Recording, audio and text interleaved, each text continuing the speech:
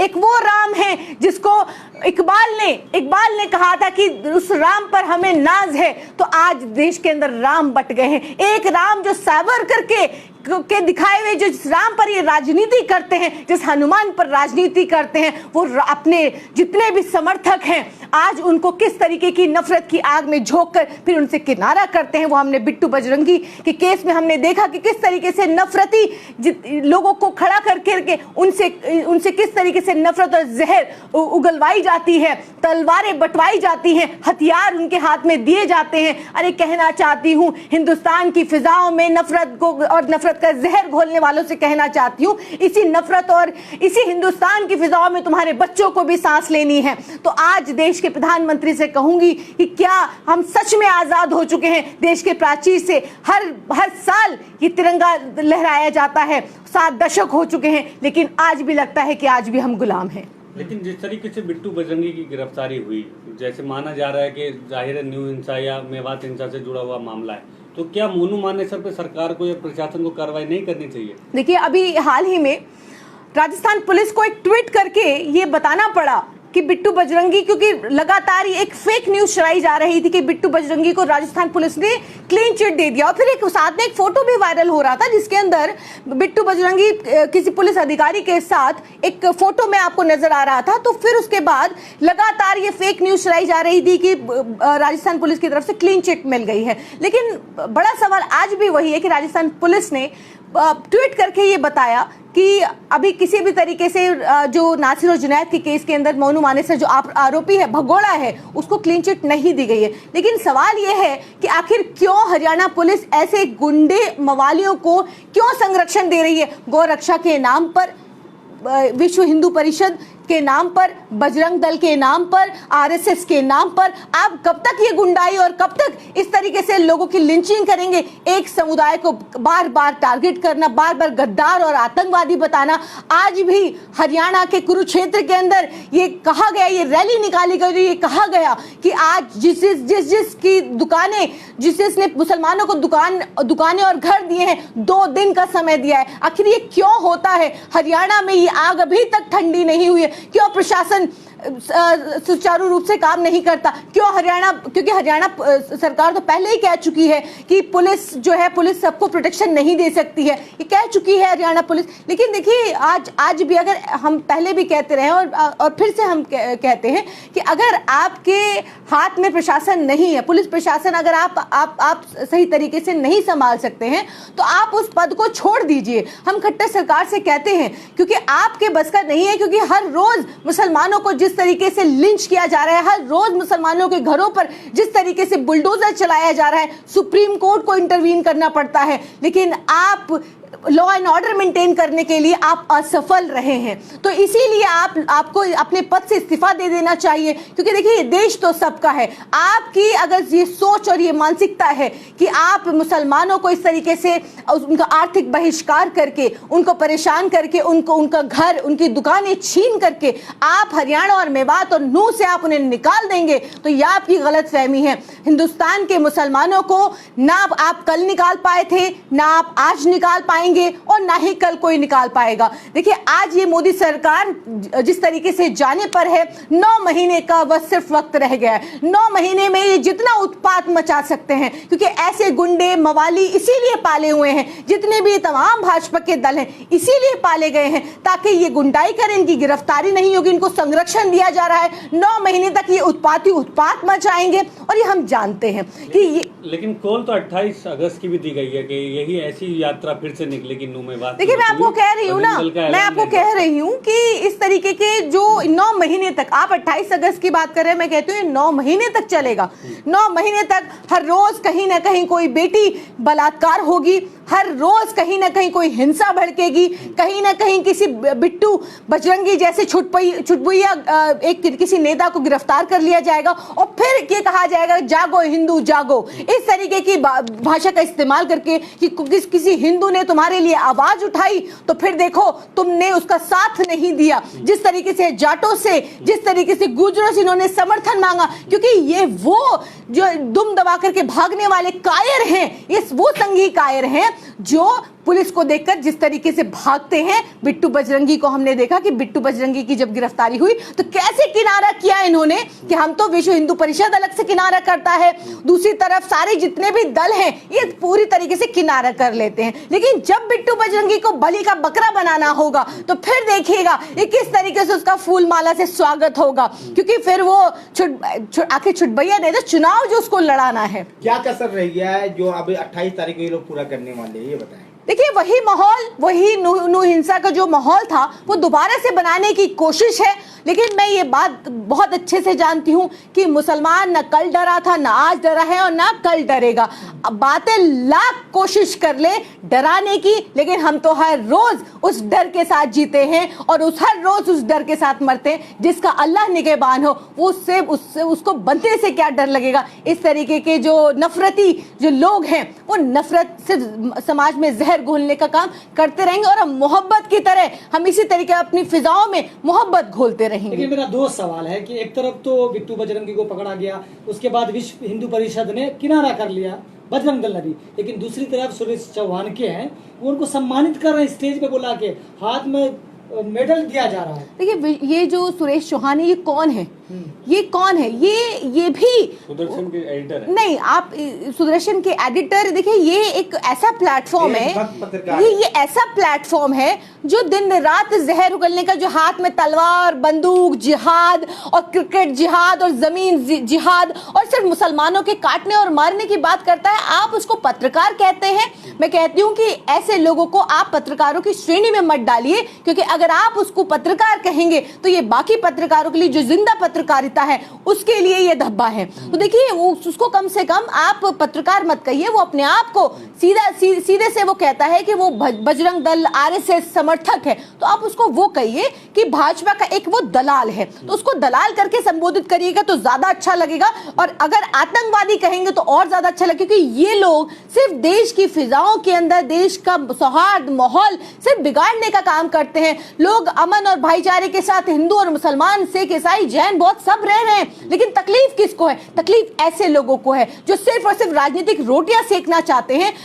अगर एक आम आदमी की बात करें, किसी हिंदू की, किसी मुसलमान की, किसी सिख की, किसी जैन की, तो उसको क्या तकलीफ है? वो सुबह काम पे जा रहा है, शाम को काम से लौट करके आ रहा है, अपने घर में वो मशगूल है, लेकिन ऐसे लोगों को तकलीफ है। ऐसे बिट्टू बजरंगी, मोनू मानेसर, जिसको पत्रकार तो ढूंढ लेते हैं लेकिन पुलिस ढूंढ नहीं पाती है, तो ऐसे लोगों को सुरेश चौहान सम्मानित करता है। तो देखिए ये एक एजेंडा है, एजेंडा के तहत इस तरीके के प्रोग्राम्स, इस तरीके के एजेंडे चलाए जाते हैं। तो ये सुरेश चौहान लगातार इस तरीके के जहर घोलता रहता है, लेकिन गिरफ्तारी नहीं होती है। गिरफ्तारी किसकी होती है? किसी, आपको एक ट्वीट कर दीजिए, देश हित में करिए, आप सच बोलिए, आपकी फौरन गिरफ्तारी हो जाएगी। तो आपका नाम दाढ़ी होना काफी है। जिस तरीके से आपने देखा कि चलती हुई ट्रेन के अंदर जयपुर मुंबई एक्सप्रेस के अंदर वो प्रधानमंत्री जी कहते हैं ना कि वेशभूषा से पहचाने जाएंगे, तो वेशभूषा से ढूंढ करके उनके हुलिये, दाढ़ी, टोपी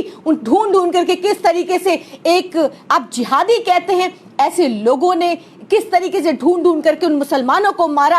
हमें अपना देशभक्ति का सबूत जो देना पड़ता है, हमें किस तरीके से इस देश के अंदर हम हर रोज अपनी देशभक्ति का सबूत जो पेश करते हैं, लेकिन हम ये मायने नहीं रखता कि हम इस वतन से, इस मिट्टी से हम कितनी मोहब्बत करते हैं। मायने आज के वक्त में ये रखता है कि हम दूसरे पड़ोसी मुल्क से कितनी नफरत करते हैं। आज ये मायने रखता है मैं हिंदुस्तान से कितनी मोहब्बत करती हूँ, इससे किसी को कोई लेना देना नहीं, लेकिन पड़ोसी मुल्क से मैं कितनी नफरत करती हूं ये मायने रखता है। जिसका सीमा हैदर जैसे लोग जब पाकिस्तान मुर्दाबाद कहते हैं तो यूं तालियां बजती हैं और सीटियां बजती हैं। तो देखिए मैं कहना चाहती हूं, मेरा इस्लाम मुझे कहता है, मेरा इस्लाम मुझे इस बात की इजाजत नहीं देता कि मैं अपने धर्म को अच्छा कहूं और दूसरे धर्म को खराब कहूं। इसी तरीके से मैं अपने मुल्क को अच्छा कहूं और दूसरे मुल्क से नफरत करूं, ये मेरा धर्म मुझे इजाजत नहीं देता, ये इस्लाम मुझे इजाजत नहीं देता। तो मैं अपने धर्म से भी मोहब्बत करती हूं, मैं दूसरे धर्मों से भी मोहब्बत करती हूं, मुझे उसकी भी इज्जत करना सिखाया है। मैं अपने मुल्क से मोहब्बत करती हूं तो मैं दूसरे मुल्कों से भी नफरत नहीं करती। लेकिन एक सवाल ये है कि अभी आपने कहा कि जो सच बोलता है उसकी गिरफ्तारी हो जाती है, लेकिन ऐसा ही नहीं है। हालिया में जो सबूत हैं, जो सच बोलता है उसका ट्रांसफर भी होता है। आपने देखा होगा बरेली हिंसा को रोकने के लिए एसएसपी का ट्रांसफर किया गया, वहीं चंडीगढ़ हाई कोर्ट ने बुलडोजर के खिलाफ फैसला किया तो भी उनका ट्रांसफर हुआ, इसे कैसे देखते हैं पूरे? देखिए, जिस तरीके से बरेली के आपने हिंसा का जिक्र किया, तो बरेली की हिंसा के एसपी साहब ने जब ये हिंसा को रोकने की कोशिश की तो फौरन उनके हाथ में ट्रांसफर, और उन्होंने क्या कहा, उन्होंने कहा ये मेरा पहला ट्रांसफर नहीं है। तो देखिए, जो इस तरीके की मानसिकता को सपोर्ट नहीं करते हैं, जैसे हमने नू हिंसा के अंदर देखा, जाटों ने, तमाम जाटों से ये कहा गया कि हिंदू खतरे में है, हिंदू खतरे में, उन्होंने साफ इनकार कर दिया। उन्होंने कहा कि नहीं, हम ये वो हिंदू नहीं है जिस हिंदुओं की तुम बात करते हो, वो हिंदू खतरे में नहीं है, असल मायने में खतरे में तुम हो। तो उन्होंने साफ इनकार कर दिया, साथ मांगा था, इनकार कर दिया। तो देखिए, जो इस मानसिकता के, इस जो जहरीली मानसिकता के जो लोग हैं, जो खास करके राजनीतिक रोटियां सेकने के लिए इस तरीके से लोगों का इस्तेमाल करते हैं, बिट्टू बजरंगी जैसे छुटभैया नेता का इस्तेमाल करते हैं, तो देखिए वो लोग इस्तेमाल भी हो जाते हैं और फिर उसके बाद उससे पार्टी फौरन किनारा भी, क्योंकि ये किसी के सगे नहीं है और ना कभी किसी के सगे हो सकते हैं। तो देखिए, साफ है कि इस तरीके की जो मानसिकता के लोग हैं, देखिए वो अपना काम कर रहे हैं, वो हर कीमत चुकाने को तैयार है। राहुल गांधी ने कहा हम हर कीमत चुकाने को तैयार हैं और चुका रहे हैं हर कीमत। आपने जो आपने हमारे साथ जुल्म और ज्यादतियां की, उस हर जुल्म ज्यादती का जवाब हमने मुंह तोड़ दिया। हर एक कार्यकर्ता ने मुंह तोड़ तरीके से जवाब दिया और डरे नहीं, झुके नहीं, माफी नहीं मांगी, क्योंकि माफी वीर नहीं है। इसी तरीके से तमाम जो वो जिस एक मानसिकता के लोग हैं, जो देश के लिए जीते हैं, देश के लिए, वो देश के लिए नहीं, जो प्रधानमंत्री देश की प्राचीर से कहते हैं कि मैं तो देश के लिए सोता हूं, देश के लिए जागता हूं, देश के लिए स्वप्न देखता हूं, वो देश के लिए जीना नहीं, देश के लिए असल मायने में जो बरेली हिंसा के एसपी साहब ने किया, असल मायने में वो है देश के लिए जीना, देश की मिट्टी के लिए जीना, देश की मिट्टी के लिए मरना। लेकिन आज हालात जो है वो हालात बद से बदतर हैं और इसकी ये लड़ाई जो है, ये लड़ाई हम सब की लड़ाई है और इस लड़ाई को हम सबको मिलकर के लड़ना है और जीतना है। मैडम, हरियाणा हिंसा में जिस तरह के मुस्लिम समुदाय पे गिरफ्तारी भी हुई है और बुलडोजर भी चला है, लेकिन बिट्टू बजरंगी की सिर्फ गिरफ्तारी पर बात जो है सिमट के रह गई है और बुलडोजर जो है उनके घरों पे नहीं चला। क्या, किस तरह देख रहे हैं आप इन दोनों बातों को? देखिए, लगातार हम लोग मोनू मानेसर की गिरफ्तारी की मांग करते रहे, क्योंकि मेन इसके अंदर जो ये हिंसा भड़की, ये बिट्टू बजरंगी, मोनू मानेसर जैसे लोगों, जो विश्व हिंदू परिषद की कॉल थी और वो बार बार जिस तरीके की कॉल दे रहे थे, उस पर ये हिंसा भड़की थी, जिसके अंदर मेन कल्प्रिट जो था, वो मेन कल्प्रिट मोनू मानेसर था। जिसके अंदर आप ये देखिए कि मोनू मानेसर जब नासिर और जुनैद केस के अंदर जब वो आरोपी था, तब से वो भगोड़ा था और फिर वो वीडियो डालता है, वो प्रोवोक करता है, वो ये कहता है कि मैं आ रहा हूं, मैं पहुंच रहा हूं। फिर महापंचायत, बड़ी बड़ी महापंचायत होती है मोनू मानेसर के लिए, मोनू के कहते हैं कि गिरफ्तारी नहीं होगी मोनू मानेसर की। जब नासिर और जुनैद केस के अंदर जब राजस्थान पुलिस आती है तो उल्टा राजस्थान पुलिस के ऊपर एफआईआर दर्ज कर ली जाती है। तो देखिए, ये साफ है कि मोनू मानेसर को पूरी तरीके से बचाया जा रहा है। क्यों? क्योंकि उसका इस्तेमाल आगे 9 महीने के अंदर करना है। लगातार मोनू मानेसर को चर्चा में बनाए रखना है। बिट्टू बजरंगी की आपने बात करी, लेकिन बिट्टू बजरंगी की गिरफ्तारी उस केस के अंदर नहीं हुई है, जो हिंसा का मामला उस केस में नहीं हुआ, बल्कि दूसरे केस के अंदर उसकी गिरफ्तारी हुई है। लेकिन वो काफी नहीं है। हम फिर से कहते हैं कि उसको जो मेन कल्प्रिट जो मोनू मानेसर है और बिट्टू बजरंगी है, उसको मेन जो नू हिंसा का आरोपी बना करके एफआईआर दर्ज की जाए, पुलिस उसको आरोपी, नू हिंसा के केस के अंदर आरोपी बनाए, क्योंकि ये वो लोग हैं जो मौलाना साद की मौत के जिम्मेदार हैं।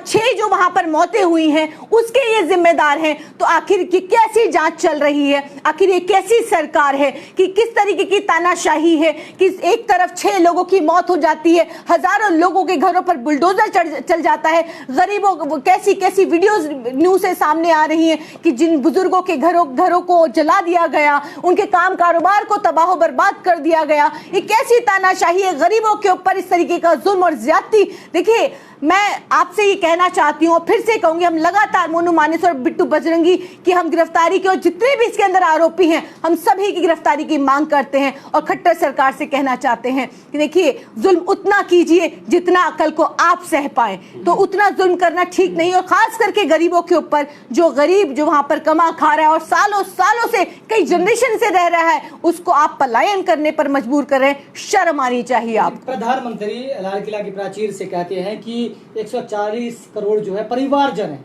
और इस बार परिवारजनों की बात की है, लेकिन जिनका घर बुलडोजर में टूटा, क्योंकि बहुत महिलाएं जो रो रही थी, वो बहुत गरीब लोग आपने जिक्र किया, रो रहे थे, तो क्या वो परिवारजन नहीं है? क्या नेक्स्ट टाइम से आप लोग जो है बुलडोजर नहीं चलाएंगे? प्रधानमंत्री मना करने की हमारे परिवारजन है।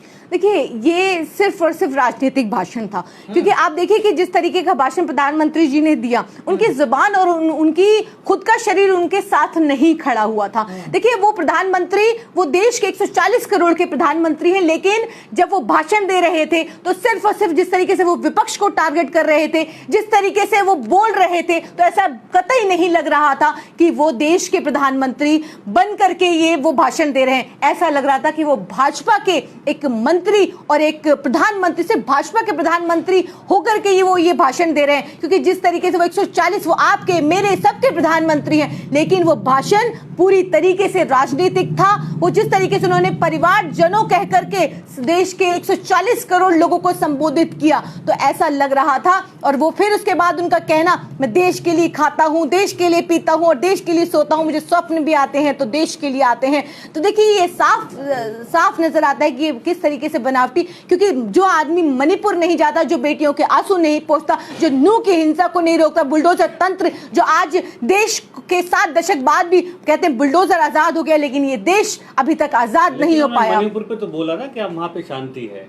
देखिए, ये कैसे शांति है, ये कहा कि कैसे शांति है, जब आपके लोग, आपके दल के लोग, आप उनको ये कहते हैं, एक तरफ अमित शाह और देश के प्रधानमंत्री जब एक तरफा बातें करते हैं, एक सिर्फ समुदाय के लोगों को टारगेट करके बातें करते हैं, तो देखिए कैसी स्मृति ईरानी जैसी महिला बाल विकास मंत्री हैं और वो ये कहती हैं कि कश्मीर में रलिव गलिव सलिव हुआ, अब यहाँ पर वो नहीं होगा। तो देखिए, जो कश्मीर में हुआ हम उसकी भी निंदा करते हैं, जो ये नहीं होना चाहिए था, लेकिन हम ये भी इस बात की भी निंदा करते हैं कि जो हिंसा जो नूह के अंदर हुई उसकी भी आपको निंदा करनी चाहिए। लेकिन आप उस पर क्या बोले, आप कहते हैं शांति है, आपका सीएम ये कहता है, आपका मुख्यमंत्री ये कहता है कि पुलिस हमारे कंट्रोल में नहीं है, आपका मुख्यमंत्री ये कहता है कि हमारी पुलिस सबको प्रोटेक्शन नहीं दे सकती, और आप कहते हैं शांति है। आप मणिपुर के लिए कहते हैं कि वहां पर सब ठीक है, वहां पर आज भी जिस तरीके से दंगे हो रहे हैं, आज भी बेटियां बलात्कार हो रही हैं, वहां पर आज भी घर जलाए जा रहे हैं, आज भी वहां पर क्या हालात हैं आप जानते हैं। आप गए हैं वहां पर, लोगों से मिले हैं, लोगों के आंसू पोंछे हैं आपने, नूह से लेकर मेवात से लेकर के और आपका मध्य प्रदेश से लेकर के और आपका हर जगह जिस तरीके से आप देखिए कि मध्य प्रदेश के अंदर भी बेटियों के किस तरीके से पुलिस, मामा की पुलिस बाल पकड़ के महिलाओं को खींचती है। आज की वीडियो है, महिलाओं के बाल पकड़ के खींचती है। आप साइकिल देते हैं, आप कहते हैं कि हम साइकिल देते हैं महिलाओं को, और दूसरी तरफ आपकी पुलिस महिलाओं के साथ जिस तरीके का उत्पीड़न कर रही है। ये कैसा दोगलापन है, ये कैसा दोहरा मापदंड है, पूछना चाहती हूँ। तो ये बेटी बचाओ बेटी पढ़ाओ की बार बार बात करने वाले बार बार जिस तरीके से एक्सपोज हो रहे हैं, ये कहते हैं महिला सम्मान की बात करते हैं। आप इन भाजपाइयों से ये उम्मीद करते हैं कि महिला सम्मान करेंगे, जो जिस तरीके से देश की बेटियां हर रोज, मैंने बताया कि 77 महिलाएं हर रोज बलात्कार हो रही हैं। कितनी चर्चा होती है, क्या उनकी सुरक्षा के बारे में आपके प्लान्स हैं? क्या आप हर रोज क्या डिस्कशंस होते हैं महिला सम्मान के ऊपर? बल्कि आपके नेता पकड़े जाते हैं, आपके नेता एक्सपोज होते हैं महिला सम्मान करते हुए। वो दिखाई देते हैं कि किस तरीके का महिला सम्मान भाजपा के अंदर होता है। तो देखिए, ये हर रोज भाजपा के नेता जिस तरीके से एक्सपोज हो रहे हैं, तो ये साफ नजर आ रहा है कि दोहरा मापदंड है और दोगलापन है। जिस तरीके से भाजपा जब महिला सम्मान की बात करती है तो शर्म आती है। लेकिन मणिपुर से कुछ महिलाओं से नकल मिला, तो हम लोगों ने सवाल किया कि प्रधानमंत्री कह रहे कि शांति है, वो कह रहे कि बिल्कुल भी शांति नहीं है। मैं वहां से वो प्रधानमंत्री को वहां कह रहे कि आप आइए एक बार देख लीजिए। प्रधानमंत्री जी तो कहते हैं देश में सब चंगा सी, वही कहते हैं अच्छे दिन आ गए, देश का विकास हो गया। देखिए, जो बेरोजगारी थी, जो युवा जो सड़कों पर थे उनको रोजगार मिल गया, किसान खुश है, अब वो आत्महत्याएं नहीं कर रहा है। तो देखिए, देश के अंदर सब ठीक है। और जो महिलाएं, जिन महिलाओं की मैं बात कर रही हूँ, हर जगह पर जहां पर जो आपने आग जो जलाई है, आप चाहते तो 2 दिन के अंदर, जैसे राहुल गांधी जी ने कहा कि आप चाहें तो 2 दिन के अंदर ये आग ठंडी हो सकती है। आपकी मिलिट्री चाहे तो ये 2 दिन के अंदर ये आग ठंडी हो सकती है। लेकिन आप कहते हैं हमारी मिलिट्री जो है वो केपेबल नहीं है, या आप कहते हैं कि हमारी मिलिट्री उस लायक नहीं है, केपेबल नहीं है, या आप कहते हैं। लेकिन जब कहीं पर दंगा भड़काना होता है तो आपकी मिलिट्री, आपकी सत्ता, आपकी पुलिस सब लायक हो जाती है। तो देखिए, आज हालात ये हैं कि सत्ता आपकी, मिलिट्री आपकी, पुलिस आपकी, मीडिया आपका, तो आपने जिस तरीके से इसको कंट्रोल और मैनेज किया हुआ है, एक दिन ऐसा आएगा, मत भूलिए, जल्द विदाई आपकी तय है। 2024 में आपकी विदाई करनी तय है। जनता ने ठान लिया है कि 2024 में आपकी विदाई होनी है। ना ये मीडिया रहेगा, ना ये प्रशासन रहेगा, ना पुलिस रहेगी, और ना ही ये सत्ता रहेगी, ना कुर्सी रहेगी। फिर क्या करेंगे? मणिपुर में भाजपा के विधायक भी बख्शे नहीं जा रहे हैं, वो भी पिट रहे हैं। देखिए, ये इसका तो विरोध वहां के सांसदों ने भी किया है, और वहां के उपराज्यपाल से जब राहुल गांधी जी मिले थे तब भी इसका जिक्र उन्होंने किया था और कहा था कि यहाँ पर जिस तरीके की स्थिति बेकाबू हो रखी है, तो देखिए यहाँ पर कोई सुनने वाला नहीं है। यहाँ तक कि संसद के अंदर भाजपा के सांसद को नहीं बोलने दिया गया मणिपुर के ऊपर। जब वो बोलना चाहते तो उन्होंने अलग से इंटरव्यू किया और ये बताया कि मैं बोलना चाहता था उस पर, लेकिन मुझे बोलने का मौका नहीं दिया गया, मुझे बोलने नहीं दिया गया। इससे ज्यादा और इस भारतीय लोकतंत्र के अंदर और क्या हो सकता है कि जब देश के अंदर, लोकतंत्र के अंदर सांसदों को बोलने नहीं दिया, अपनी पार्टी के सांसदों को बोलने नहीं दिया जा रहा, तो वो आज किस तरीके से भाजपा के खुद के सांसद बाहर आकर के मीडिया के सामने ये कहते हैं कि अब स्थिति जो है बहुत ही ज्यादा खराब हो चुकी है, इसको बचाना बहुत जरूरी है। तो देखिए, अब हालात बहुत ज्यादा बद से बदतर हो गए। इस लोकतंत्र को बचाने की लड़ाई 2024 में हम सबको लड़नी है।